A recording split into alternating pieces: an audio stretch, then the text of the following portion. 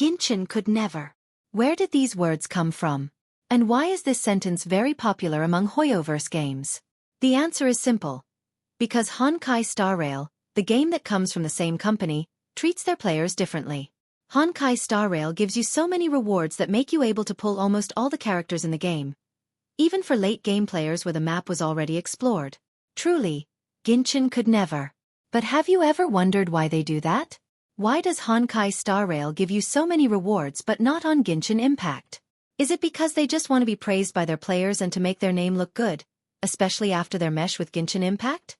In this video, I will answer that question by comparing both games. So stay tuned. First thing first, Honkai Star Rail is a turn-based strategy game, and Genshin Impact is an adventure open-world RPG game. So they serve entirely different genres, even though both of them are gacha games. And different genre means different rewards. Because one way to get the premium currency is by exploring the map. In Genshin Impact, you can find thousands of chests spreading across the vast world of Teviat. Meanwhile, in Honkai Star Rail, you can't do that. The number of chests is minimal because the map is tiny. But here's the thing. Honkai Star Rail will give you better rewards for each chest you've found. Opening a regular chest in Honkai Star Rail almost grants you the same rewards as Genshin Impact's formidable puzzle chest. In simple words, Honkai Star Rail gives you a big reward for minimal effort. But what would happen if they gave the same numbers as what they did on Genshin Impact's exquisite chest or even common chest? Exploring will become meaningless. It is just a simple logic where you need to cover the quantity with a better quality. So, the first reason they are generous is because of the genre itself that forces them to do it. They can only apply the same rewards per chest if they have a different quantity to begin with. And if Genshin Impact tries what Honkai Star Rail did, imagine what you're going to get. You will probably be able to pull a character with Constellation 6 just by starting a new account and playing for some weeks. Of course, they will keep you from doing it since it will ruin the balance, especially for new players that join the game nowadays, when the game almost reaches version 5 update. Now, let's talk about character balancing and how they keep the meta since it determines how some players use their premium resources. For you who are also playing Genshin Impact, the oldest 4-star characters like Bennett, Xiangling, and Xingqiu are still meta and top-tier characters.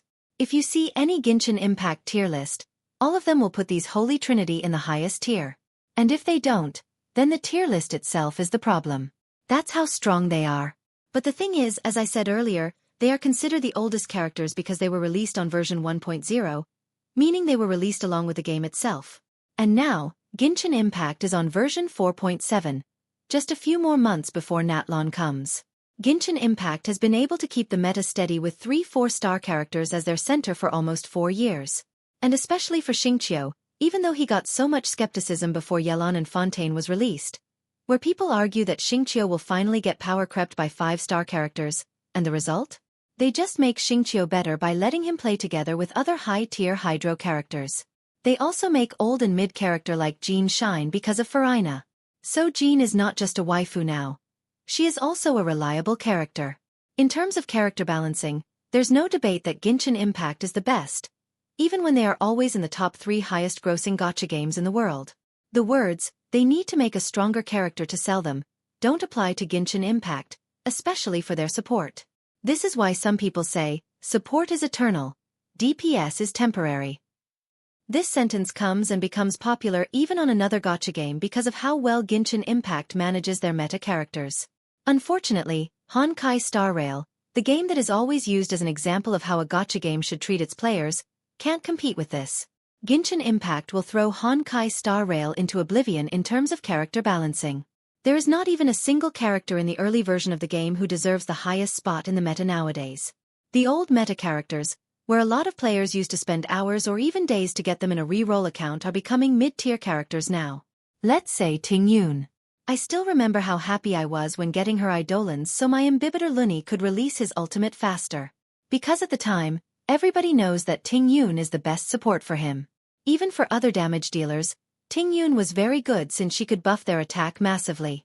That's why she was on the top tier. But now, is there any late-game player who still uses Tingyun? Even for ultimate demanding characters like Imbibitor Luni, Ruan Mei and Robin are much better than her.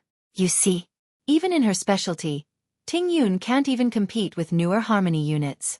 Then what about Bronya? Just transfer all of your Bronya's relics and light cone to Sparkle. The only hope for Honkai Star Rail's reliable support is Pella now.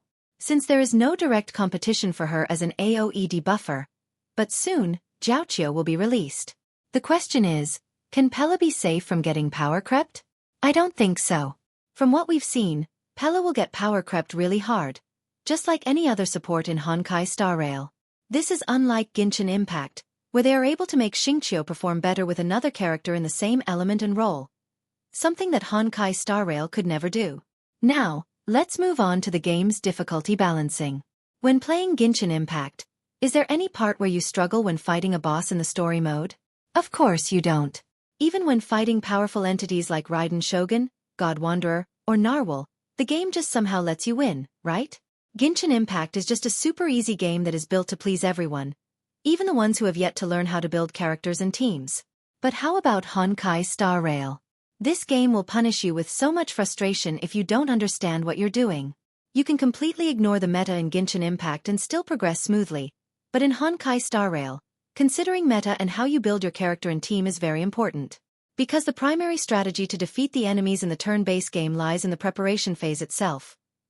How you choose the correct characters and how you build them will determine your progress, unlike an action game where you can trick the battle requirement by playing better. There is no skill issue in Honkai Star Rail, only build and character issues. In the story mode, the boss like Aventrin and Argenti makes the boss fight so hard that some players want a nerf. And even after the nerf, some people still struggle to beat them. It might be understandable if the challenging content hides behind the endgame mode like Memory of Chaos and Pure Fiction, where players need more difficult content. But for story mode? I don't think so.